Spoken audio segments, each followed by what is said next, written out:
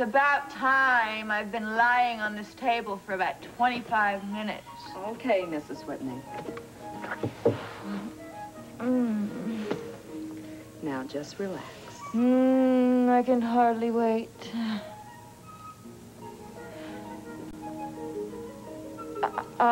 Hilda, could you, do that just a little bit softer, please?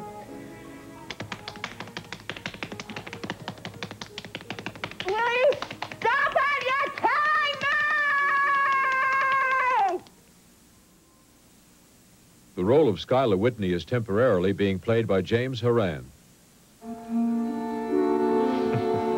Well, well. Jeff Brown, you double-dyed villain. Look at this. A nearly perfect copy of my signature. Practice makes forgery perfect, doesn't it? Ah, another bank statement. I take that back. You're not such a rat after all. Very impressive. And here's a financial report from the ZAB Corporation in Canada. Beautiful. Profits up 29% over last year. I'll say, Spenser, having to go through an entire list of possessions with my nephew is very distasteful indeed. I'm sorry, Mr. Saxon. I understand how you feel. And I'm not blaming you. I know you're just doing your job. But I do think Skylar could be perfectly satisfied with my inventory of the personal property of this house. I'm very sorry, Mr. Saxon, but those are my instructions, and as much as I regret it, I have another demand to pass on. You seem to have a whole portfolio of demands today, don't you? What is it? Mr. Whitney has asked that both you and Raven vacate the house within the next 24 hours. But that's the most preposterous demand of all. Raven isn't even here. She's out of town, and I don't know exactly when she'll be back. I realize that, and I explained it to Mr. Whitney, but... But what? Well, he said that she had no right leaving town at a time like this. When Skylar's sitting in the driver's seat, he really drives, doesn't he? Yes. Well, the only thing not amusing about this whole thing is when Raven comes home to find she's been cleaned out. I'll have a raging tigress on my hands. No. In my view, Skylar is being unnecessarily cruel. He's turned out to be just like his impersonator, Jefferson Brown. At least he has right on his side, Mrs. Saxon. Fortified by might. Skylar must really despise Raven if he's using his might to punish her like this. He does have good reason, doesn't he? I suppose so. But still, it's something that I'm never going to be able to make Raven understand. I'm afraid she thinks that he can still be won over. If only men knew what we women went through.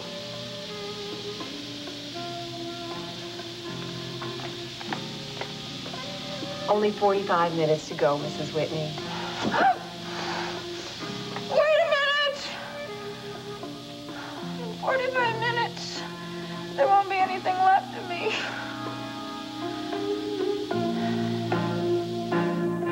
You'll excuse me if I seem a little high on just one drink, Valerie. It's not the wine, I assure you.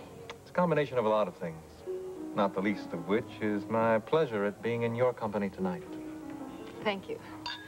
It's nice to see you so happy with events in general and your world in particular. I've never been happier or more satisfied with my lot. And my satisfaction will increase after tomorrow. What's happening? I'm moving into the Whitney house. My house. You have another drink, sir? Yes, sir. 2 more of these, please. It was a terrible thing that Jeff Brown did. I guess the only thing that can be said in his defense is that he thought you were dead. It makes it even worse, in my opinion. Robbing from the dead. Oh, well, that's all past now, no matter. Actually, I discovered something very interesting today. Surprising, even. What's that? I have some reason to be grateful to Jeff Brown, even though he did put me through so much trouble. He was a fairly good caretaker of the family fortune. He invested wisely, and except for a few ill-conceived company purchases and one near-disastrous merger, he handled the financial end of Whitney Enterprises very well. So there's one thing in his favor. Yes, he could have left me in total ruin. But the best thing he left me intact was the Whitney Mansion. He bought it and restored it to its original glory. So, what's the ex-Mrs. Whitney going to do tomorrow when you move into that house? I'm not sure she even knows about it yet. It'll be a nice little surprise. Okay, Mrs. Whitney, you've just got another half an hour. Mrs. Whitney. Mrs. Whitney, come on. You can take another half hour.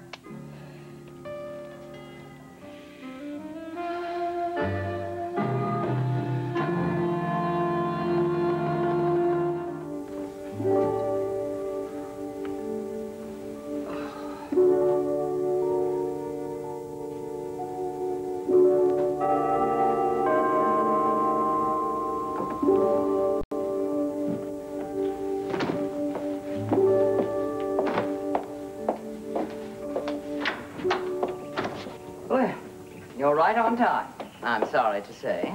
I know this is an unhappy day for you, Aunt Geraldine, but it simply has to be this way. I know that. I just wish it could have been on a day when Raven was here. Raven isn't here because she chose not to be here. Still, I don't like the idea of moving out without Raven being here. I was going to call the resort where she's staying, but... But you didn't. I saw no point in depressing her any further. Well, she doesn't sound too depressed if she's in a resort. What would you like for me to do first, Mr. Whitney? Just contain yourself in patience, Gunther, as my late mother used to say. You see, Geraldine, all sorts of memories are coming back to me now that I'm back in my old ancestral home. It isn't your ancestral home, my dear. It's mine, or at least it was before some changes. Well, the wheels turn, don't they? Now it's the genuine Whitney Mansion again. Why haven't you packed that? Oh, I don't know. Everything I packed were personal things. That seemed to be part of the furnishings. It's not part of this house any more than the woman who posed for it was. Well, I brought Gunther along to see if you needed any help. That was very thoughtful of you, Schuyler, but I've already packed all of my belongings. Would you like for me to take them to the hotel, Mrs. Saxon? I could use the station wagon. No, thank you. I've already arranged for someone. As independent as ever, aren't you, Auntie? I have left this house before, Schuyler. You don't have to leave it. As I told you, you're perfectly welcome to stay. Guess what? You're a star boarder or your housekeeper? I've already hired a housekeeper, and you could never be a boarder in this house, Geraldine. You're as much a part of the place as the walls and ceilings. You think I've got a heart of stone, Geraldine? And I'm sorry you don't have a better opinion of me. You're my only family, the only link I have with my past. It's just that I can't find any generosity in my soul for that woman. I'm not expecting generosity, Schuyler, only forbearance. It's always those of us who wrong us who ask for forbearance, isn't it? But you weren't wronged by Raven. She wasn't even aware that there were any victims of her husband's larceny. You still believe she's completely innocent? No, of course not.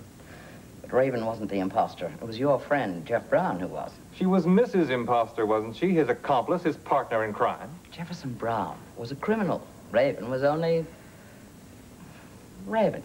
A law unto herself, eh? Just call it a natural force. But not a force of evil, Schuyler. Simply a spoiled child who never grew out of her greedy ways. And of course she had beauty. Those are always the worst ones, Geraldine. The spoiled, beautiful ones. Well, for a time, beauty was all she had to offer. Until a man came along with my face and carrying my bank book. You certainly can't blame her for that, setting her traps for the most eligible bachelor in town. And after she'd captured him, she learned the truth. That she'd set her traps for a mink and caught a rat. But then it was too late. Surely you can see that. She couldn't very well call the police and say that her new husband, the man she loved, was a fraud, could she? Don't ask me for a dispassionate opinion, Geraldine. No, no, Schuyler. Raven couldn't have done anything but what she did. Or, for that matter, what she's doing now. Where is she, by the way? I thought she was in some sort of resort. Yes, that's where she is. Geraldine, you're very fond of Raven, aren't you? Her mother was my dearest friend. I've known Raven ever since she was a child. You know exactly what she is, and yet you continue to think of her as your loving daughter. That's the reason you don't want to stay here, isn't it? You want to be with her. Well, she needs me more than you do, Schuyler.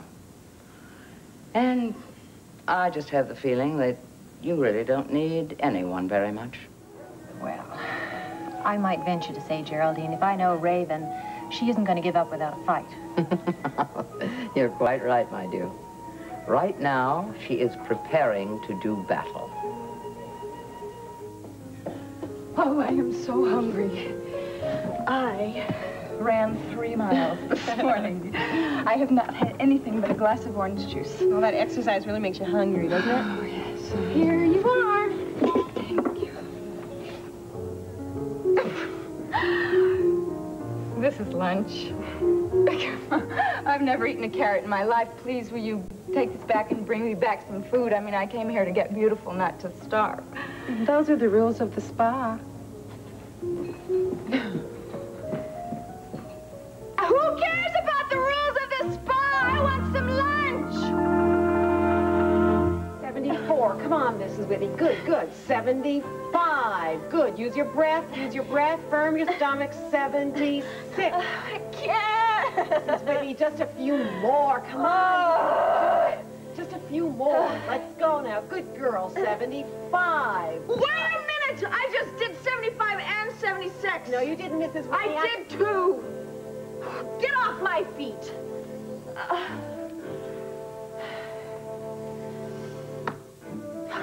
I don't need this place. I'm going home. I'm already gorgeous enough. Good riddance, gorgeous.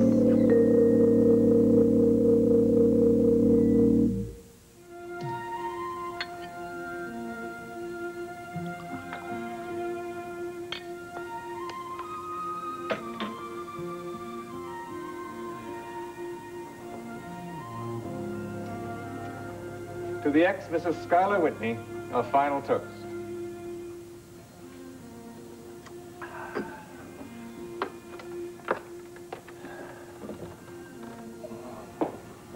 Would you like some help, Mr. Whitney?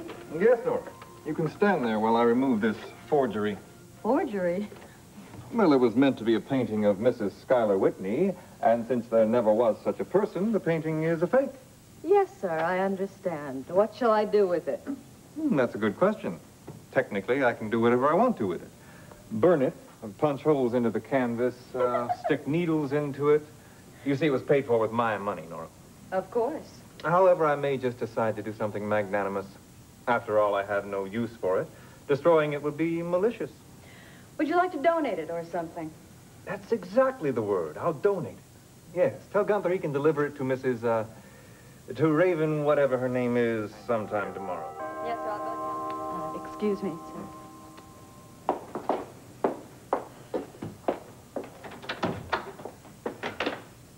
Nora, what are you doing here? I'm working here. You certainly are not. Will you get out of my house right this minute? This isn't your house.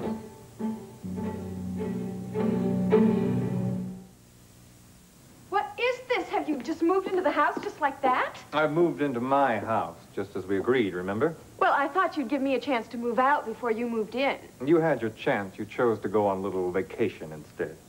A vacation. I would not call it a vacation if you knew what I went through. My portrait! What are you doing with it? We were going to send it to you. I was just about to tell Gunther to deliver it to you tomorrow. If you'll tell me what you'd like me to do with it. Yeah, I'll tell you exactly what I'd like you to do with it. Nora, would you please leave us alone? Yes, sir. So very nice seeing you again. That's just perfect. Of course, you would hire the woman that forced me into signing that confession. I assure you Nora had nothing to do with it. The forcing, if that's what you want to call it, is all due to the ingenuity of Spenser. Oh, so you rewarded him, I'm sure. Spenser Varney is my business manager. Gunther is my driver and general manservant. Nora is my housekeeper. We'll be hiring a maid and a cook.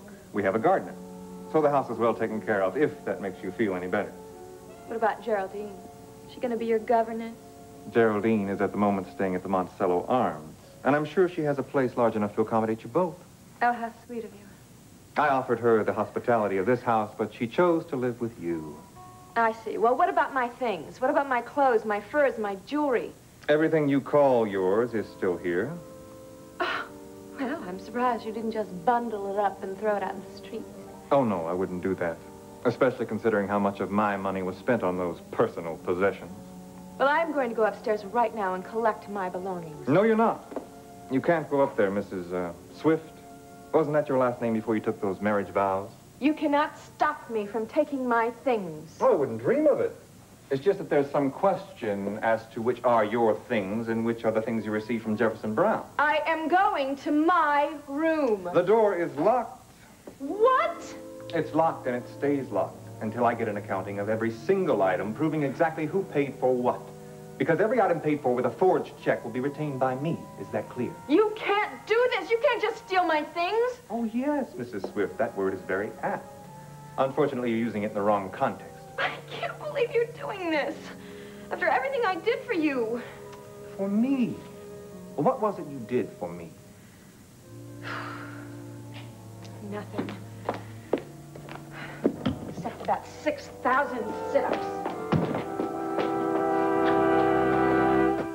Good evening, Miss Alexander. Good evening, Gunther. Lovely evening, isn't it? Oh, yes, miss. Please, may I take your wrap? Oh, thank you, Gunther. If you don't mind my saying so, Miss Alexander, you're looking very lovely this evening. Oh, thank you. Please come this way. Mr. Whitney is expecting you. Yes, I've decided. Decided what? The portrait is lovely. But you're far lovelier in person, Raven.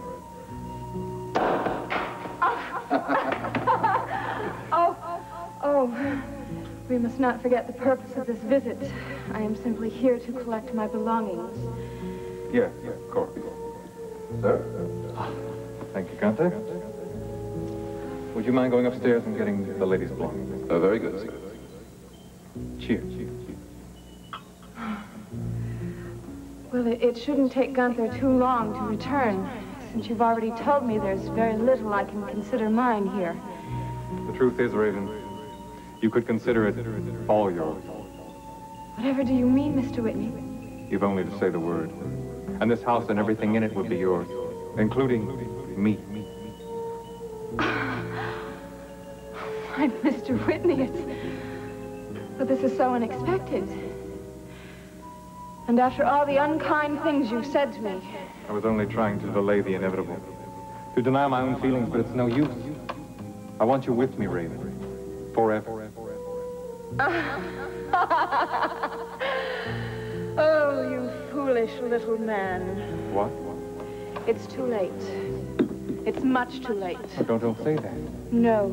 You should have reached out for me when the time was right, but you didn't. And now, you may never have your chance. Oh, listen to me. I know I've been a fool, a stupid, childish idiot, but don't turn away from me now. We belong together. We've always belonged together. Take your hands off me. No, you're mine. Oh. I'm not letting you go. Oh. I'm never letting you go. Don't. Don't. Don't. Don't. Raven, dear. Raven, what is it? Oh. Well, it was only a dream. Well, all I know is that I came into the room to wake you, and you were talking in your sleep. It was because of him. Him? Oh, you were probably thinking about him because you have an appointment this morning. You do remember you have an appointment. Yes, I remember. Well, after all, you were the one who asked me to come and wake you at this hour. That's right, because I have to get dressed very carefully. I want to look my best today. Oh, Raven, for heaven's sake. It's only an errand, not a rendezvous. Oh, I know exactly what it is. And you want to know something? I'm looking forward to it.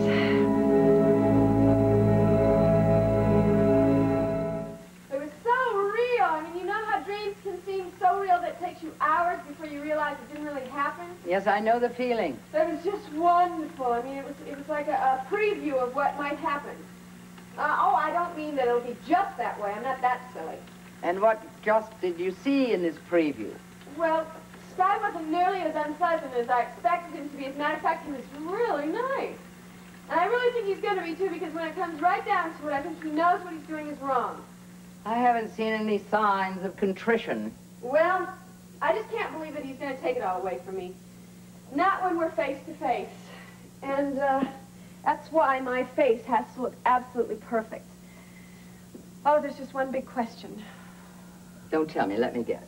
Whether or not he will let you keep a car, your furs, or your jewelry. No, it's what I should wear. I mean, I don't want to be too blatant, not at this hour in the morning. But I want to be a little daring, and maybe the hour will make it even more daring. If I could only remember what I was wearing in that dream. Raven, I wouldn't put too much faith in this dream of yours. No matter what you've heard, they are not forecasts of the future. That's not true. My dreams have come true before exactly the way I've dreamed them. Well, I suppose that can happen. After all, our dreams are reflections of our hopes and anxieties. Don't start getting practical on me. I don't want to hear any cautionary speeches. I won't... Oh, I What? found it! The dress. I'm going to have him eating out of my hands.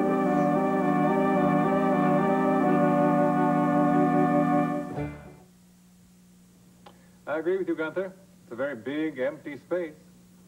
Well, maybe you ought to put your own portrait up there, Mr. Whitney.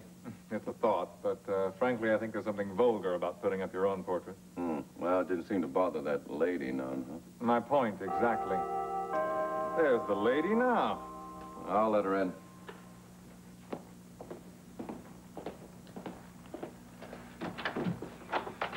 Hi, Gunther. Lovely morning, isn't it? It's okay if you like hot, sticky weather. Well, will you hurry up and come in? You're letting all the air conditioning out. Gunther, you're supposed to show me in. He's right over there.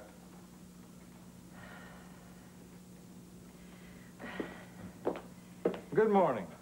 We were just discussing your portrait. So you really did take it down? We were wondering what to put in its place. I was thinking of buying something really fine, like a Degas or perhaps a Renoir. I'm partial to the Impressionists. But you didn't come to give me decorating advice, did you? No, I didn't. You came for this, I believe. It's an inventory, in good order, divided into 3 categories. Those items which are definitely yours, those which are paid for with my money, and those which are still in question. It's a rather long list. Gunther will bring down those items which aren't in question. Go ahead, Gunther. Yes, Mr. Whitney. And we can discuss those questionable items. I mean, for heaven's sake, do you have to act so businesslike? This is business, isn't it? No, it isn't. It's my life. You make me feel like some petty thief. Oh, I wouldn't say there was anything petty about you, Raven. Will you look at this list? I mean, what are you trying to do? Strip me of everything I own? You have my clothes, my shoes, my coats, my hats? I can corroborate everything on that list with sales slips from the stores which sold them to you or to your late husband. So just what am I supposed to have left?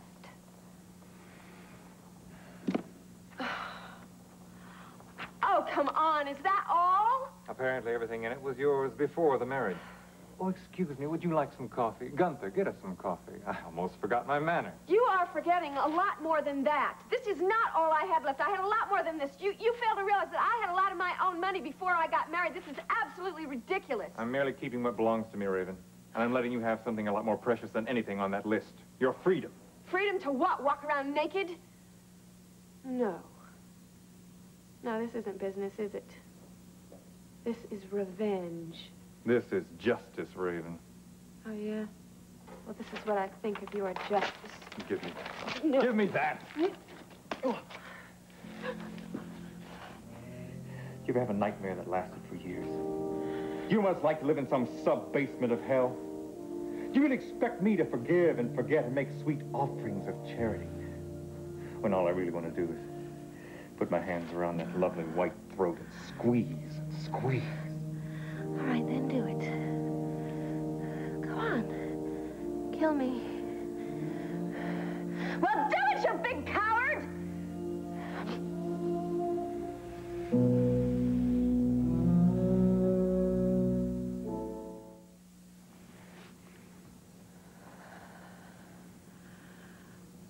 You want me, don't you?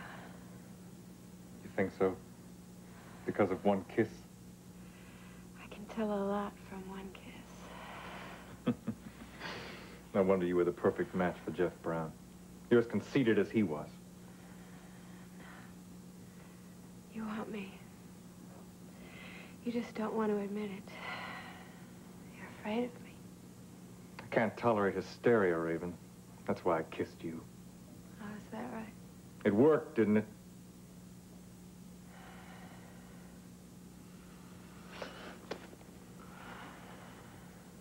Oh, that's where that is. I was wondering.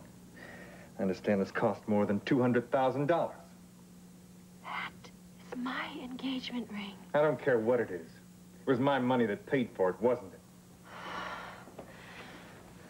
Your coffee, miss? And don't forget your things, Raven.